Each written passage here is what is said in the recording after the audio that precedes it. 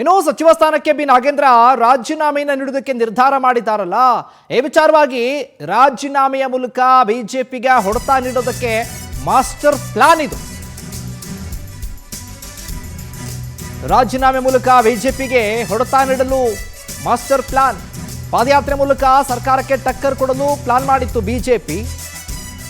ಪಾದಯಾತ್ರೆ ಆರಂಭಕ್ಕೂ ಮುನ್ನ ಕಾಂಗ್ರೆಸ್ ಸರ್ಕಾರ ಶಾಕ್ ಕೊಟ್ಟಿದೆ. ಈಗ ಬಿಜೆಪಿ ಪಾದಯಾತ್ರೆ ನಡೆಸಿದ್ರೆ ಸರ್ಕಾರಕ್ಕೆ ಮುಖ ಭಂಗ ಆಗುತ್ತೆ.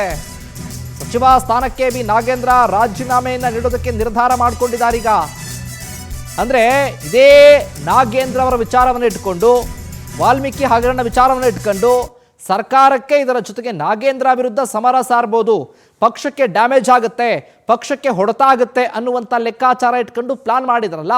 ರಾಯಚೂರಿನಿಂದ ಬಳ್ಳಾರಿವರೆಗೆ 200 ಕಿಲೋಮೀಟರ್ ಪಾದಯಾತ್ರೆ ಮಾಡೋದಕ್ಕೆ ನಿರ್ಧಾರ ಮಾಡಿಕೊಂಡಿದ್ರಲ್ಲ ಬಿಜೆಪಿಗರು.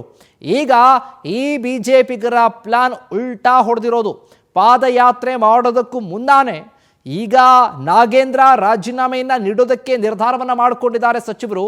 ಹಾಗಾಗಿ ಸರ್ಕಾರಕ್ಕೆ ಆಗುವಂಥ ಎಲ್ಲ ಡ್ಯಾಮೇಜ್ಗಳನ್ನು ಕಂಟ್ರೋಲ್ ಮಾಡುವಂಥ ಕೆಲಸ ಆಗಿದೆ.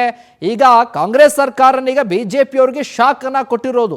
ನೀವು ಪ್ಲಾನ್ ಮಾಡ್ತೀರಾ, ಹೋರಾಟ ಮಾಡ್ತೀರಾ, ಪಾದಯಾತ್ರೆ ಮಾಡ್ತೀರಾ, ನಾವು ಕೂಡ ಅದಕ್ಕೆ ಏನು ಕೆಲಸ ಮಾಡಬೇಕು, ಯಾವ ರೀತಿ ತಂತ್ರಗಾರಿಕೆಯನ್ನು ಮಾಡಬೇಕು, ನಾವು ಅದನ್ನು ಮುಂದುವರಿಸ್ತೀವಿ ಅಂತ ಹೇಳ್ತಾ ಇರೋ ಹಾಗಾಗಿದೆ.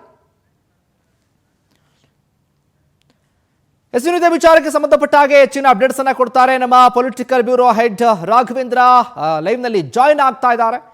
ರಾಘವೇಂದ್ರ, ಗಮನಿಸ್ತಾ ಇದ್ದೀವಿ, ಒಂದು ಕಡೆ ವಿರೋಧ ಪಕ್ಷದವರ ಪಾದಯಾತ್ರೆ ಹೋರಾಟ, ಇನ್ನೊಂದು ಕಡೆ ಈಗ ಕಾಂಗ್ರೆಸ್ನಲ್ಲೂ ಕೂಡ ಆ ಹೊಡೆತವನ್ನ ಸಹಿಸಿಕೊಳ್ಳೋದಕ್ಕಾಗುತ್ತಾ ಇಲ್ವಾ, ನಾವು ಏನು ಪ್ಲಾನ್ ಮಾಡಬೇಕು ಅಂತ ಹೇಳಿ ಮೊದಲೇ ರಾಜೀನಾಮೆಗೆ ನಿರ್ಧಾರ ಮಾಡಿದ್ದಾರೆ. ಹಾಗಾಗಿ ಮಾಸ್ಟರ್ ಪ್ಲಾನ್ಗೆ ಸ್ಟ್ರೋಕ್ ಕೊಟ್ರ ಕಾಂಗ್ರೆಸ್ನವರು ಅನ್ನುವಂಥ ಪ್ರಶ್ನೆ. ಅಪ್ಡೇಟ್ಸ್ ಕೊಡೋದಾದ್ರೆ ಶಿವಕುಮಾರ್, ಖಂಡಿತವಾಗೂ ಏನಂದ್ರೆ ಕಾಂಗ್ರೆಸ್ನ ತಂತ್ರಗಾರಿಕೆಯಲ್ಲಿ ಇದೊಂದು ಭಾಗ ಅಂತಾನೆ ಹೇಳ್ಬೋದು. ಯಾಕಂದ್ರೆ ನಾಗೇಂದ್ರ ಅವರ ರಾಜೀನಾಮೆ ಹಿಂದೆ ಇರ್ತಕ್ಕಂಥದ್ದು ಕಾಂಗ್ರೆಸ್ನ ನಾಯಕರು ಅಂತಾನೆ ಹೇಳ್ಬೋದು.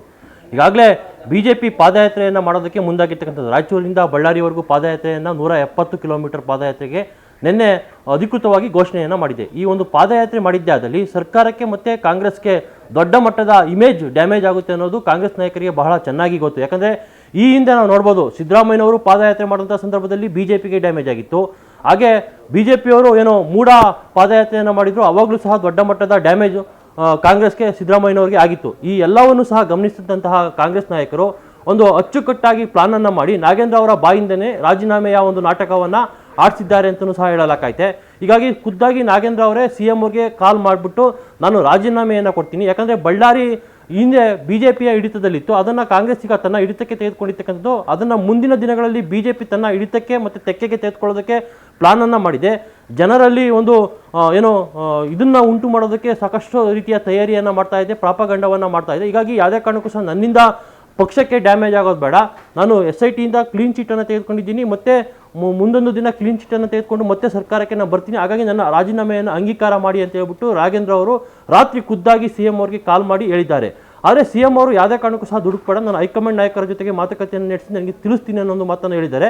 ಇವೆಲ್ಲವೂ ಸಹ ಒಂದು ಸ್ಕ್ರಿಪ್ಟೆಡ್ ಅಂತಲೇ ಹೇಳ್ಬೋದು. ಆದರೆ ಕಾಂಗ್ರೆಸ್ ನಾಯಕರು ಮಾಡಿರ್ತಕ್ಕಂಥ ತಂತ್ರಗಾರಿಕೆಯಲ್ಲಿ ಬಿಜೆಪಿಗೆ ಹೊಡೆತವನ್ನು ನೀಡೋದಕ್ಕೆ ಕಾಂಗ್ರೆಸ್ ನಾಯಕರು ಮುಂದಾಗಿರ್ತಕ್ಕಂಥದ್ದು. ಒಂದು ಪಕ್ಷ ಬಿಜೆಪಿ ಪಾದಯಾತ್ರೆಯನ್ನು ಮಾಡಿದ್ದಾದಲ್ಲಿ ಅದು ಕಾಂಗ್ರೆಸ್ಗೆ ಬಹಳ ಹಿನ್ನಡೆ ಉಂಟಾಗುತ್ತೆ. ಹೀಗಾಗಿ ಅದನ್ನು ಯಾವುದೇ ಕಾರಣಕ್ಕೂ ಸಹ ಪಾದಯಾತ್ರೆ ನಡೀಕೂಡದು, ಆ ನಿಟ್ಟಿನಲ್ಲಿ ನಾವು ಮಾಡಬೇಕು ಅನ್ನೋ ನಿಟ್ಟಿನಲ್ಲಿ ನಾಗೇಂದ್ರ ಅವರ ರಾಜೀನಾಮೆಯನ್ನು ಕೊಡಿಸೋದಕ್ಕೆ ಇದೀಗ ಕಾಂಗ್ರೆಸ್ ನಾಯಕರೇ ಖುದ್ದಾಗಿ ಮುಂದಾಗಿರ್ತಕ್ಕಂಥದ್ದು. ಹೀಗಾಗಿ ಇವತ್ತು ಅಥವಾ ನಾಳೆ ನಾಗೇಂದ್ರ ಅವರು ಖುದ್ದಾಗಿ ರಾಜೀನಾಮೆಯನ್ನು ಕೊಡ್ಬೋದು.